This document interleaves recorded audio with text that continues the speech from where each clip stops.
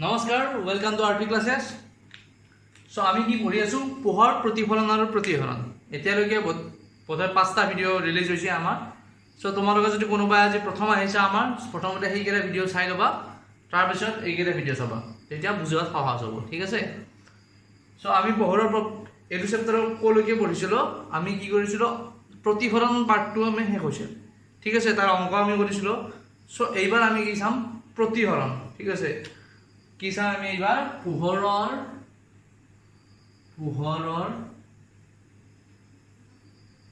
প্ৰতিহৰণ। এইবাৰ আমি চাম পোহৰৰ প্ৰতিহৰণ। পোহৰৰ প্ৰতিহৰণ কি? এটা মাধ্যমৰ পৰা যদি আন এটা মাধ্যমলৈ কি হয় পোহৰ বেকা হৈ যায়, তেতিয়া কি কৰে ই পোহৰৰ গতিপথ সলনি হয়। তাকে আমি কি বুলি ক'ম? পোহৰৰ প্ৰতিহৰণ বুলি ক'ম। চাবা, ডেফিনেশ্যনটো লিখি দিছোঁ, লিখি ল'বা। তাৰপিছত মই তোমালোকক এক্সাম্পলৰ সহায়ত বুজাই আছোঁ, ধুনীয়াকৈ বুজি ল'বা। প্ৰথম লিখি ল'বা।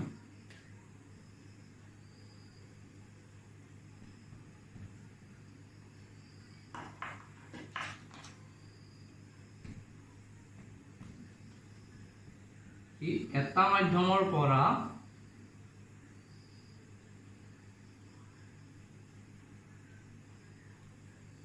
আন এটা মাধ্যমত পোহৰ কেনেকৈ গ'লে বেকাকৈ গ'লে পোহৰৰ কি হয় গতিপথ সলনি হয়।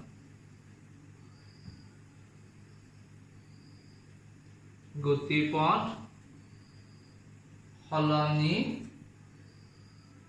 হয়। কি হয় এটা মাধ্যমৰ পৰা আন এটা মাধ্যমলৈ গ'লে পোহৰৰ কি হয় গতিপথ সলনি হয়।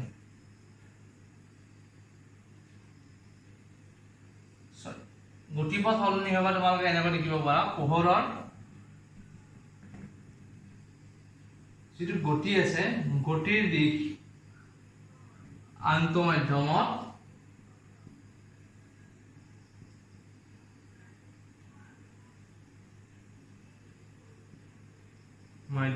কি হয়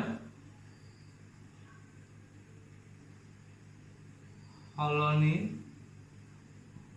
এটা মাধ্যমৰ পৰা আন এটা মাধ্যমলৈ গ'লে কি হয় পোহৰৰ গতিপথ পোহৰৰ যিটো গতিৰ দিশ আনটো মাধ্যমত কি হয় সলনি হয়। মানে কি সলনি হয়, বা কি বুলি লিখিব পাৰো আমি সলনি হোৱা যেন লাগে।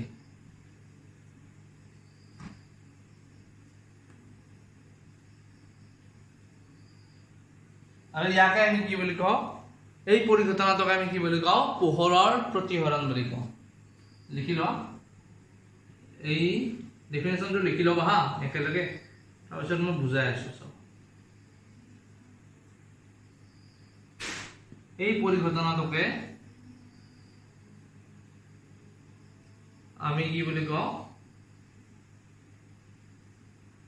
পোহৰৰ প্ৰতিহৰণ বুলি কওঁ। ঠিক আছে, প্ৰতিহৰণ বুলি কওঁ। এটা মাধ্যমৰ পৰা আন এটা মাধ্যমত পোহৰ যদি কি হয় আমাৰ বেকা হৈ যায়, তেতিয়া কি হয় ই আনটো মাধ্যমত কি কৰে পোহৰৰ দিশ সলনি কৰে। পোহৰৰ যিটো গতিৰ দিশ হয় সেইটো সলনি হয়। আৰু সেই পৰিঘটনাটোক আমি কি বুলি কওঁ প্ৰতিহৰণ বুলি কওঁ। ঠিক আছে, ডেফিনেশ্যনটো লিখি লোৱা, তাৰপিছত আমি বুজাই আছো তোমাক কথাটো। ঠিক আছে, দেখা হৈছে নহয়? চাবা হোৱা নাই যেতিয়া পজ কৰি লিখি ল'ব। চাবা এতিয়া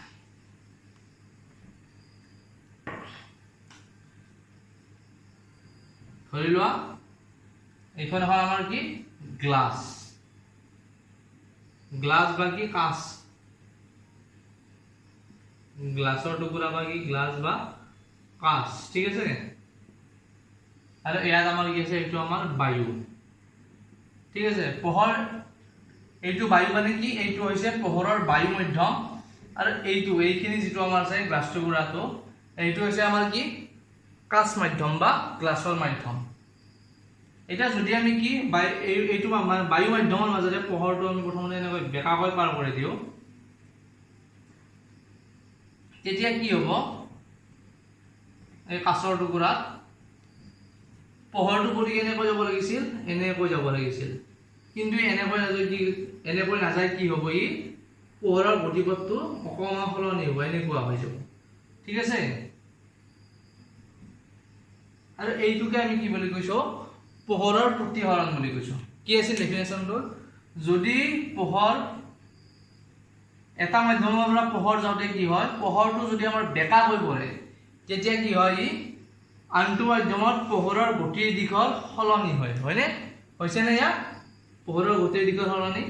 আৰু এই পৰিঘটনাটোক আমি কি বুলি কৈছো, পোহৰৰ প্ৰতিসৰণ বুলি কৈছো। আমি কি কৰিছো, ইয়াত বেকাকৈ এডাল বায়ু মাধ্যমৰ মাজেৰে কি যাব দিছো, পোহৰৰ ৰশ্মি এটা পৰিব দিছো। তাৰপিছত যেতিয়া এই বায়ুৰ পৰা এই টুকুৰা কাঁচৰ টুকুৰাটোৰ মাজেৰে পোহৰটো যাব, তাৰমানে কি হ'ল, বায়ু মাধ্যমৰ পৰা মাধ্যমটো সলনি হয় কি হ'ল, এবাৰ পোহৰৰ আমাৰ গতিৰ মাধ্যমটো কি হ'ল, কাঁচ হ'ল, হয়নে? যেতিয়া মাধ্যমটো সলনি হ'ল, আচলতে পোহৰটো আমি কেনেকৈ মাৰিছিলো, এনেকৈ মাৰিছিলো, চব পোহৰটো যাব লাগিছিল এনেকৈ, কিন্তু এনেকৈ নাযায়, কি হ'ব, ই গতিটো পোহৰৰ যিটো গতিপথ আছে এনেকৈ সলনি হৈ যাব। ঠিক আছে, আৰু এই পোহৰৰ গতিপথ সলনি হোৱা যিটো আমাৰ প্ৰক্ৰিয়া বা যিটো আমাৰ পৰিঘটনা, গতিপথ সলনি বা গতিৰ দিশ সলনিৰ যিটো পৰিঘটনা, তাকে আমি কি বুলি কৈছো, পোহৰৰ প্ৰতিসৰণ বুলি কৈছো। ঠিক আছে, চ' এইটো হৈছে তোমালোকৰ পোহৰৰ প্ৰতিসৰণ মানে কি এইটো। ঠিক আছে, আমাক যদি সোধে যে কি পোহৰৰ প্ৰতিসৰণ, এইটো জেনেৰেলি নুসুধে, জাষ্ট তথাপিও জানি থোৱা, পোহৰে প্ৰতিসৰণ কিয় দেখুৱায় বা পোহৰে প্ৰতিসৰণ পৰিঘটনাটো কিয় দেখুৱায়, আমি কি ক'ম যে পোহৰে বেলেগ বেলেগ মাধ্যমত সদায় বেলেগ বেলেগ দ্ৰুতিত গতি কৰে, মানে বেলেগ বেলেগ স্পীডত পোহৰটো গতি কৰে। পোহৰৰ দ্ৰুতিৰেই বেলেগ বেলেগ মাধ্যমত পোহৰৰ দ্ৰুতিৰ তাৰতম্যৰ বাবে পোহৰে কি দেখুৱায়, আমাৰ প্ৰতিসৰণ পৰিঘটনাটো দেখুৱায়। জাষ্ট এনেকৈ লিখি দিলে, এইটো মনত থাকিব তোমালোকৰ, লিখি নিদিওঁ আৰু যদি নাথাকেও মনত, মই তোমালোকক নোটছত দি দিম, যিবিলাকে আমাৰ বেটছ জইন কৰিছা তেওঁলোকে পাই যাব। আৰু কোনোবাই যদি ইউটিউবত চাইও আছা, লিখি ল'ব নোট কৰি। ঠিক আছে,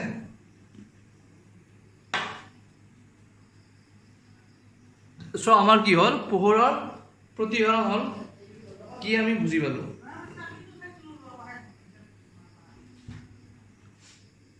চ' পোহৰৰ প্ৰতিসৰণ আমি কি বুজি পালো, এতিয়া সেইটো অকণমান আৰু ভালকৈ বুজি ধৰিলে, এই টুকুৰা এটা কি আমাৰ কাঁচৰ টুকুৰা। ঠিক আছে, গ্লাছৰ টুকুৰা বা কাঁচৰ টুকুৰা, গ্লাছ স্লেব বুলি কয় ইংৰাজীত। গ্লাছৰ কি আমাৰ এইটো গ্লাছৰ টুকুৰা,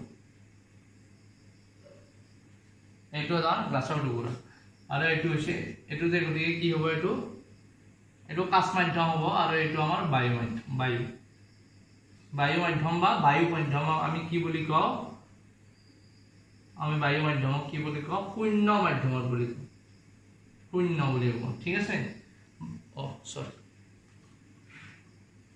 বায়ু মাধ্যম বা আমি কি বুলি কওঁ, শূন্য মাধ্যম বুলি কওঁ। এইটো টুকুৰা আমি গ্লাছৰ টুকুৰা লৈছো। এতিয়া আমি কি কৰিছো, প্ৰথমতে ইয়াৰ এটা বেকাকৈ পোহৰৰ ৰশ্মি পৰিব দিছো, কিহৰ মাজেৰে আহিছে, এইটো বায়ু মাধ্যমৰ মাজেৰে। ঠিক আছে,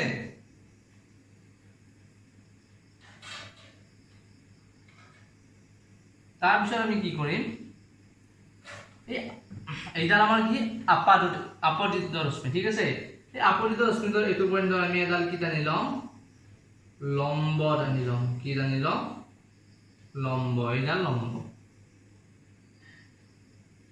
এতিয়া এই আপতিত ৰশ্মিডাল আমাৰ কেনেকৈ যাব লাগিছিল, আমাৰ এনেকৈ, হয়নে, এইটো এংগলত, কিন্তু কি প্ৰতিসৰণৰ বাবে এইটো বায়ু মাধ্যম, এইটো কাঁচ মাধ্যম, দুটা বেলেগ বেলেগ মাধ্যম হ'ল নে? প্ৰতিসৰণৰ আমাৰ কি আছিল, ডেফিনেশ্যনটো কি আছিল, যে যদি এটা মাধ্যমৰ পৰা বেকাকৈ ৰশ্মি গৈ আন এটা মাধ্যমত পৰে, তেতিয়া কি হয় আন্তঃমাধ্যমত পোহৰৰ কি হয় আমাৰ গতিৰ দিশ সলনি হয় সো ইয়াতো আমাৰ কি যাব লাগিছিল এনেকৈ কিন্তু প্ৰতিহৰণৰ বাবে ই কেনেকৈ যাব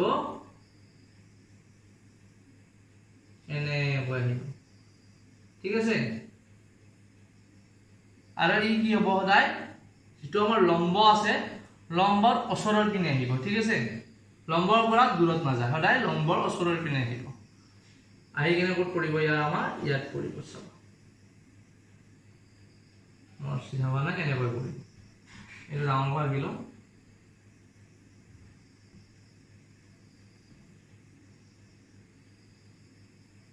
এইটো আমাৰ বেলেগ নহয় কাঁচৰ টুকুৰা ঠিক আছে সো এইডাল আমাৰ এনেকৈ আহিব লাগিছিল কিন্তু প্ৰতিহৰণৰ বাবে আমাৰ কি হ'ল ৰশ্মিডাল এনেকৈ আহিল ঠিক আছে হয়নে এতিয়া এইটো বিন্দুত আমি আকৌ এডাল লম্ব টানিম এইবাৰ আমাৰ কি হ'ব পোহৰৰ ৰশ্মিটো আকৌ কি কাঁচৰ টুকুৰাৰ মাধ্যমৰ পৰা ক'ত যাব কাঁচ মাধ্যমৰ পৰা বায়ু মাধ্যমত যাব গতিকে কি হ'ব ই আকৌ পথ সলনি কৰিব হয়নে কাঁচৰ মাধ্যমত বেকাকৈ আহিছিল এতিয়া ইয়াৰ পৰা যদি আন এটা মাধ্যমত যায় ই কি হ'ব আকৌ পথ সলনি কৰিব কিন্তু এই পথটো কিমান সলনি কৰিব ইয়াত যিমান বেকা হৈছিল সিমান দূৰতে আৰু এইবাৰ আগতে এইফালে আহিছিল এইবাৰ লম্বৰ পৰা সিমান দূৰত এনেকৈ যাব মানে এনেকৈ আছিল হয়নে এইটো ইমান এংগল নামি আহিছিল এইবাৰ ইমান এংগল এনেকৈ যাব যাতে আমাৰ কি হ'ব মৰামত হোৱা নাই এইডাল আৰু এই বাহিৰত ওলোৱা ডাল কি হ'ব আমাৰ সমান্তৰাল এইডাল আৰু এইডাল আমাৰ কি হ'ব সমান্তৰাল বুজি পালা নহয় আমি কি কৰিছো এটুকুৰা গ্লাছৰ টুকুৰা লৈছো তাত আমি কি কৰিছো বেকাকৈ পোহৰৰ ৰশ্মি পৰি কৰিছো পোহৰৰ ৰশ্মি পৰাত কি হ'ব ৰশ্মিডাল যাব লাগিছিল এনেকৈ কিন্তু কি হ'ল প্ৰতিহৰণ হোৱাৰ বাবে ইয়াৰ এংগুল কি হ'ব গতিপথ সলনি হৈ ইয়াৰ পৰা এনেকুৱা হৈ এনেকৈ আহিব ঠিক আছে তাৰ পিছত কি হ'ল এতিয়া এই কাঁচৰ টুকুৰাৰ পৰা আকৌ যদি বাহিৰত ওলাই আহিব লাগে কি হৈছে ইয়াত আকৌ আমাৰ কি হৈছে এটা বেলেগ মাধ্যমৰ পৰা আন এটা বেলেগ মাধ্যমত আহিছে মানে কি কাঁচৰ পৰা ক'ত আহিব বায়ু মাধ্যমত আহিব বা শূন্যত আহিব সো ই কি কৰিব প্ৰথমতে ক'ত আছিল আমাৰ বায়ুতে আছিল হয়নে সো বায়ুৰ পৰা কাঁচত আহোঁতে যিখিনি সোমাই আহিছিল সিমানখিনি এংগুল আৰু এনেকৈ যাব মানে লম্বৰ পৰা দূৰৰ পিনে যাব যাতে কি হ'ব এইডাল আৰু এইডাল এইখিনি আৰু এইডাল ৰশ্মি আমাৰ কি হয় সমান্তৰাল হয় ঠিক আছে এইডাল আৰু এইডাল যাতে আমাৰ সমান্তৰাল হয় বুজি পালা নহয় চাব এতিয়া এই যিটো আমাৰ এংগুল আছে এই এংগুলটো আমি কি নাম দিম আপতিত কোণ হয়নে আপতিত ৰশ্মি হৈছে আহিছে নহয় আৰু আমি কিহেৰে বুজাম আই ৰে ঠিক আছে এইটো আমি কি নাম দিম এইটো আমি কি বুলি কম আই মানে কি ইনসিডেন্ট এংগল মানে কি আপতিত কোণ এইডাল আমাৰ আপতিত ৰশ্মি আৰু এইডাল আমাৰ আপতিত কোণ তাৰ পিছত এই এংগুলটো যেটো আছে এইটো আমি কি নাম দিম ধৰিলো আৰ মানে কি এইটো আমাৰ আৰটো হৈছে আমাৰ কি এইটো হৈছে আপাতন কোণ আৰু এইটো হৈছে আমাৰ প্ৰতিহৰণ কোণ ঠিক আছে এইটো আমি কি বুলি কম প্ৰতিহৰণ কোণ বা প্ৰতিহৰিত কোণ এতিয়া আকৌ চাবা এতিয়া যদি আমি এইটো বিন্দুত চাও এইটো বিন্দুৰ বাবে চালে এইবাৰ আপতিত ৰশ্মি কোনডাল হ'ব এইবাৰ আপতিত ৰশ্মি আমাৰ কোনডাল হ'ব এইডাল হ'ব হয়নে ইয়াত এইটো বিন্দুত এইডাল আপতিত ৰশ্মি হৈছিল আৰু ইয়াৰ প্ৰতিহৰণ হৈছিল মানে কি পোহৰৰ গতিবেগ সলনি হৈছে সেইটো হ'ল এইবাৰ এইটো বিন্দু যদি চাও আমি এই ভিতৰৰ ডাল আমি কি বুলি ধৰিম আপতিত ৰশ্মি কাৰণ কি এইডাল ৰশ্মি আহি ক'ত পৰিছে এইটো বিন্দুত পৰিছে আৰু ইয়াৰ পৰা কি হৈছে আমাৰ পোহৰৰ কি হৈছে গতিৰ সলনি হৈছে হয়নে গতিৰ দিশৰ সলনি হৈছে আগতে এনেকুৱা হ'ব লাগিছিল আমাৰ কেনেকুৱা এনেকুৱা, কিন্তু ই কেনেকৈ গৈছে এনেকৈ গৈছে। হৈছেনে পোহৰৰ গতি সলনি? চ' এইটো বিন্দুৰ কাৰণে আপতন কোণ হৈছে আমাৰ এইটো, আৰু ইয়াক আমি কিহেৰে বুজাওঁ? আই ৰেচেৰে। ঠিক আছে, তোমালোকে ছবিটো পাই যাবা শেষত 173 পেজত। কিতাপৰ অৱশ্যে এইটো আই ৰেচ দিয়া নাই, ইয়াত কিতাপৰ মতে দি দিব পাৰোঁ I1 এইটো R1 দিয়া আছে, এইটো I2 দিছে, একে কথা আই ৰেচ বা I2 দিয়ে, কোনো প্ৰব্লেম নাই। ঠিক আছে, এইটো হৈছে আমাৰ কি হ'ল এইটো বিন্দুৰ কাৰণে I2 টো হৈছে আমাৰ কি আপতন কোণ, আৰু প্ৰতিহৰণ কোণ কোনডাল হ'ব?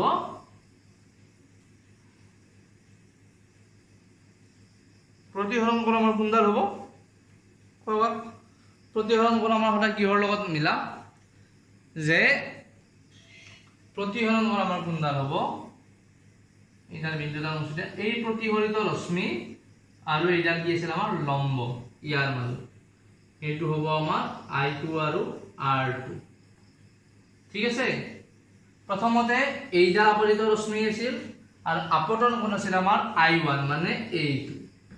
তাৰপিছত দ্বিতীয়তে কি হৈছে, আৰু এইটো বিন্দুৰ কাৰণে প্ৰতিফলিত ৰশ্মি হৈছে এইডাল আৰু প্ৰতিহৰণ কোণ হৈছে এইটো কোণ কি R1 কোণ। ঠিক আছে, 2 নম্বৰ পইণ্ট মানে এইটো পইণ্টৰ কাৰণে তাৰপিছত কি চাম, এইডাল ৰশ্মি হ'ব আমাৰ কি আপতিত ৰশ্মি। ঠিক আছে, আৰু আপতিত ৰশ্মিয়ে কিহৰ লগত চাবা হা, মই ক্লিয়াৰ কি আঁকিছো, এইডাল যদি আমি লম্ব আঁকিছিলো হয়নে,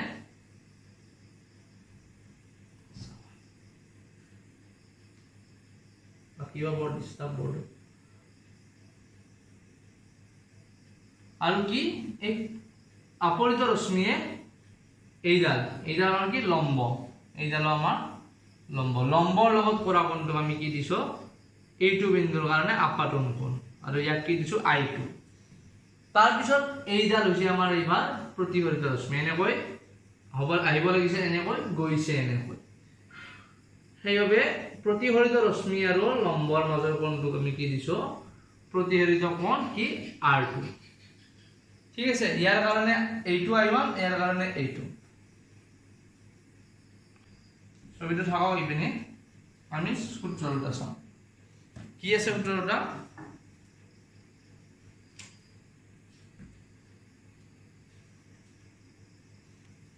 এক নম্বৰ সূত্ৰটো তোমালোকক কি দিয়া আছে, আপতিত ৰশ্মি, প্ৰতিফলিত ৰশ্মি আৰু শস্য মাধ্যমৰ দুটাৰ সন্ধিৰ তলত আপতন বিন্দুত তোমাৰ লম্ব সদায় একেখন সমতলত থাকে। ঠিক আছে, কি আপতিত ৰশ্মি লিখি ল'বা হা, এই দুটা ইম্পৰ্টেণ্ট হয়। তাৰপিছত কি আমাৰ প্ৰতিফলিত ৰশ্মি, আপতিত ৰশ্মি আৰু কি প্ৰতিফলিত ৰশ্মি।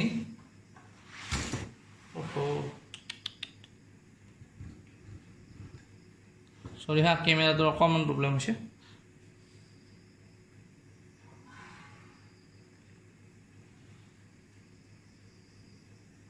আপতিত ৰশ্মি, প্ৰতিফলিত ৰশ্মি আৰু কি আৰু স্বচ্ছ মাধ্যম দুটাৰ কি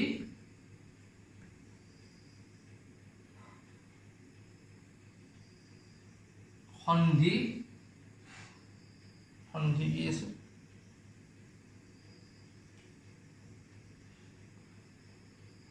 সন্ধি তলত মুছি দিওঁ, বুজাব ভাল হ'ব তোমালোকৰ পইণ্ট দুটা। স্বচ্ছ মাধ্যম দুটাৰ সন্ধিৰ তলত থকা কি লম্বডাল, কি হয় লম্বডাল সদায় একেখন কিহত থাকে সমতলত থাকে।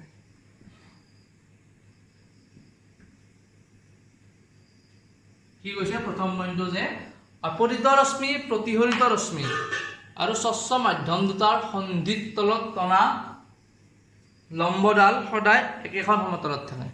বুজি পাইছানে ধৰি লোৱা এইটো মাধ্যম 1 যিকোনো আছে ইয়াত বায়ু হ'ব পাৰে মাধ্যম 1 আৰু এইটো আমাৰ মাধ্যম 2 মানে এইটো ধৰি লোৱা বায়ু এইটো ধৰি লোৱা কাচ বা বেলেগ হ'ব পাৰে যিকোনো মাধ্যম মুঠতে এই দুটা মাধ্যম আমি লৈছো এতিয়া এইডাল আপৰিত ৰশ্মি এইটো কথা কৈছে আৰু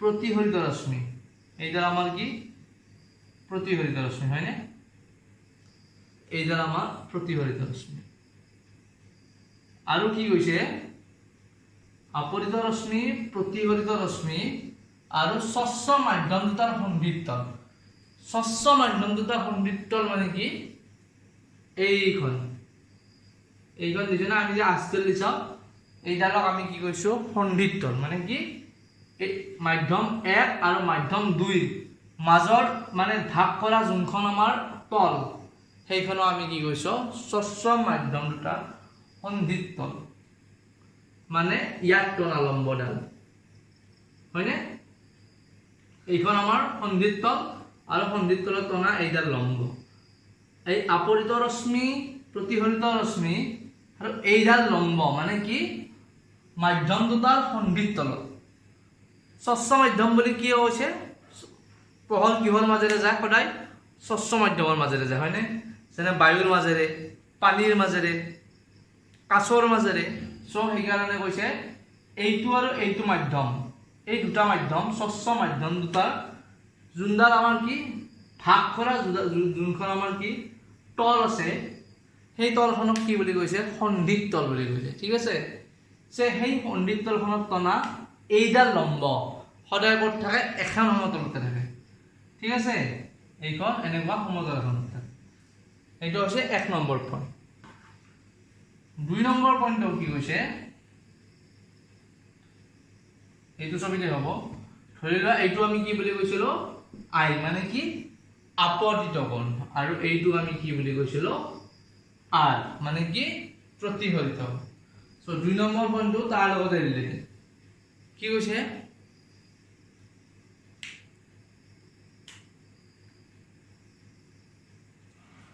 দুই নম্বৰটো প্ৰদত্ত দেখি ল'ব হা প্ৰদত্ত মাধ্যম যুগল আৰু প্ৰদত্ত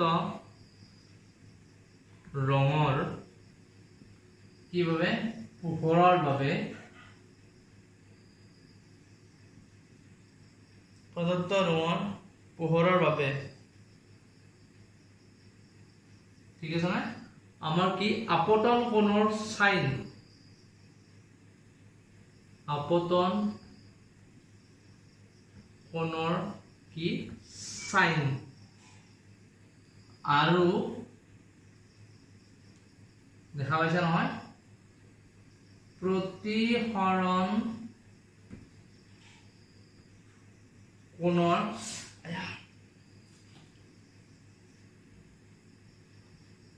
কি সাইনৰ অনুপাত কি হয় ধ্ৰুৱক হয় বুজি পাইছা নহয় 2 নম্বৰটো কি কৈছে প্ৰদত্ত মাধ্যম যুগল আৰু প্ৰদত্ত ৰঙৰ পোহৰৰ বাবে মানে যিটো মাধ্যমত আমাক দিয়া আছে এই দিয়া মাধ্যমটো প্ৰদত্ত মাধ্যম যুগল মানে কি দিয়া এটা মাধ্যম 1 আৰু মাধ্যম 2 দিয়া মাধ্যম দুটা তাক আমি কি কৈছে প্ৰদত্ত মাধ্যম যুগল আৰু প্ৰদত্ত ৰঙৰ পোহৰৰ বাবে প্ৰদত্ত ৰং মানে কি যিটো ৰঙৰ পোহৰ দিছে আমাক যিটো পোহৰ আমি পাইছো বগা হওক হালধীয়া হওক যি নাপো সেইটো আমাৰ কি প্ৰদত্ত ৰঙৰ তাৰ বাবে কি কৈছে এই আপাতন কোণ যিটো আছে আৰু এই প্ৰতিফলন কোণ মানে আই আৰু আৰৰ কি আই কোণৰ সাইন আৰু আৰ কোণৰ কি কসৰ অনুপাতটো কি আমাৰ ধ্ৰুৱক মানে কি কৈছে অৰ্থাৎ sin I divided by cos R is equal to কি ধ্ৰুৱক য'ত কি আই লিখি ল'বা, য'ত আই আমাৰ কি হ'ব আপতন কোণ আৰু আৰ আমাৰ কি হ'ব প্ৰতিহৰণ কোণ। এইটো লিখি ল'বা হা, য'ত আই আপতন কোণ আৰ প্ৰতিহৰণ কোণ।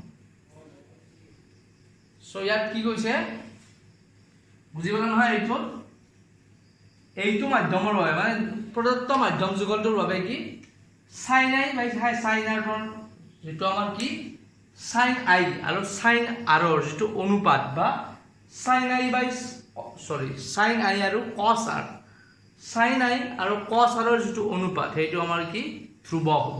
মানে sine I by cos R is equal to কি ধ্ৰুব। বুজি পাইছা নহয়? এইটো হৈছে আমাৰ প্ৰতিহৰণৰ 2 নম্বৰ সূত্ৰ। চ' এই দুটা লিখি ল'বা, এই দুটা বহুত ইম্পৰ্টেণ্ট হয়। ডাইৰেক্ট লিখিব আহিব 2 নম্বৰ দি দিব যে পোহৰৰ প্ৰতিহৰণৰ সূত্ৰ দুটা লিখা। সূত্ৰ দুটা কি? 1 নম্বৰটো কি আছিল? 1 নম্বৰটো যে আপতিত ৰশ্মি প্ৰতিহৰিত ৰশ্মি, আপতিত ৰশ্মি আৰু এইডাল প্ৰতিহৰিত ৰশ্মি আৰু কি মাধ্যম দুটাৰ সন্ধি তলত টনা এই লম্বডাল সদায় কি একেখন সমতলত থাকে। কিন্তু মুখস্থ কৰিব লাগে নেকি? নালাগে। এইডাল ৰশ্মি আৰু এই লম্বডাল সদায় এখন সমতলত থাকে। এইটো মনত থাকিলে হয়নে? আৰু 2 নম্বৰটো কি? 2 নম্বৰটো কি sine I is equal sine I divided by কি cos R is equal to কি ধ্ৰুৱক। এইটো মনত ৰাখিলে হ'ল। য'ত আই ইকুৱেল টু কি আমাৰ আপতন কোণ আৰু আৰ ইজ ইকুৱেল টু কি আমাৰ এইটো আপতন কোণ আৰু আৰ ইজ ইকুৱেল টু কি প্ৰতিহৰণ কোণ। লিখি ল'বা হা, য'ত আই ইজ ইকুৱেল টু কি আপতন কোণ আৰু আৰ ইজ ইকুৱেল টু প্ৰতিহৰণ কোণ। ঠিক আছে? চ' পোহৰৰ প্ৰতিহৰণৰ বেচিক্সখিনি আজি দিলোঁ। আজি কি ক'লোঁ? পোহৰৰ প্ৰতিহৰণ কি ক'লোঁ? পোহৰৰ প্ৰতিহৰণৰ সূত্ৰখিনি ক'লোঁ। চ' এইখিনি বস্তু তোমালোকৰ ক'ত আছে গম পোৱা নাই? 171 পেজৰ পৰা 174ৰ ওপৰৰ পাঠখিনি সেইখিনি জাষ্ট। চ' 2 বা 3 পেজ আছে।